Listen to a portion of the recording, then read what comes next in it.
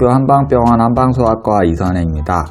오늘도 어머님, 아버님들이 궁금해하실 만한 테마에 대한 답변을 준비했습니다. 오늘의 테마는 수족냉증입니다. 수족냉증하면 좀 젊은 여성이나 이런 분들을 많이 떠올리시긴 하는데, 의외로 아이들 중에서도 손발이 놀랄 정도로 차가운 아이들이 있기는 합니다. 물론 요즘 같은 여름에는 그 찬 정도가 많이 감소하는 경우들이 많긴 하지만, 냉방기계에 대한 노출이 좀 많거나 이런 경우에도 손발이 싸늘하게 느껴지는 아이들이 있거든요.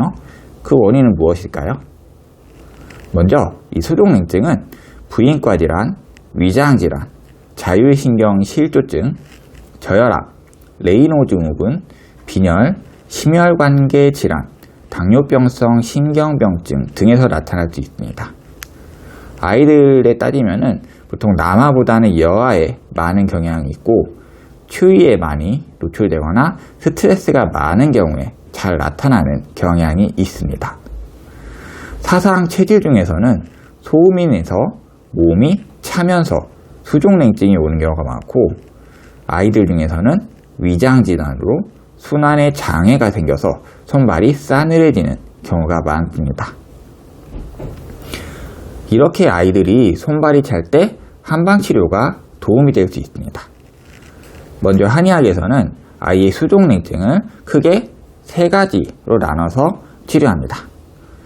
먼저 추위를 많이 타고 힘이 없는 아이들은 양기가 부족한 것으로 보고 속을 따뜻하게 하고 기운을 더해주는 이중탕, 보존일기탕 등을 기본으로 사용합니다. 핏기가 없고 잘 때 땀이 많은, 그러면서 손발이 찬 아이는 음혈이 부족한 것으로 보고 혈액을 보충해서 음을 길러주는 사물탕, 당귀작약산 등을 기본으로 사용합니다. 손발이 찬데 식욕이 없고 잘 체하는 아이들은 체기로 인해서 손발이 싸늘해진다고 보고 기운을 소통하고 체액의 순환을 돕는 소요산, 영계출감탕 등을 기본으로 활용합니다. 체질에 맞춰서 한약을 쓰는 경우에는 손발이 찬 소음인 아이에게는 독삼팔물탕, 인삼계피탕, 관계부자 이중탕 등을 쓰고, 손발이 찬 태음인 아이에게는 한다열소탕, 태음조이탕, 청심연자탕 등을 쓰며, 손발이 찬 소양인 아이에게는 형방지황탕, 지황백호탕, 숙지황고삼탕 등을 쓰고, 손발이 찬 태양인 아이에게는 오가피장턱탕, 미우등 식장탕 등을 사용합니다.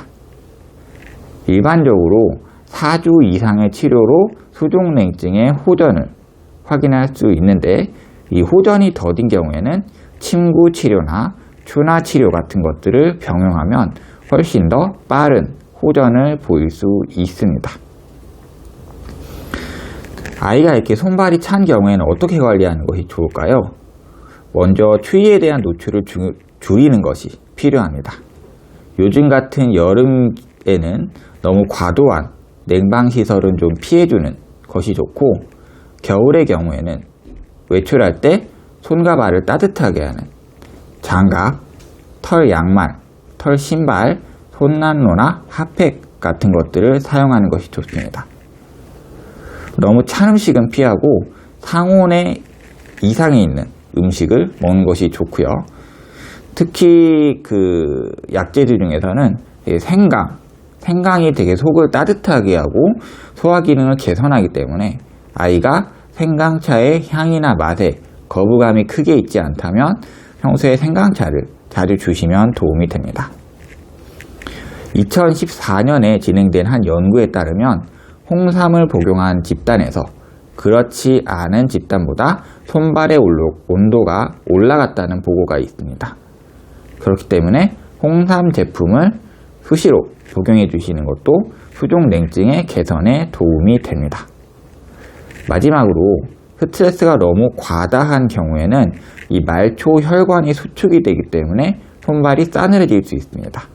그래서 스트레스가 좀 많은 경우에는 가벼운 운동이나 명상 등을 통해서 잡념을 잊고 스트레스를 잘 해소해 주시는 것이 좋습니다. 이 밖에 더 궁금한 것이 있거나 하신 분들은 댓글을 달아주시거나 하면 제가 확인하고 영상으로 답을 드리든지 대댓글로 답을 드리는 걸로 하겠습니다. 감사합니다.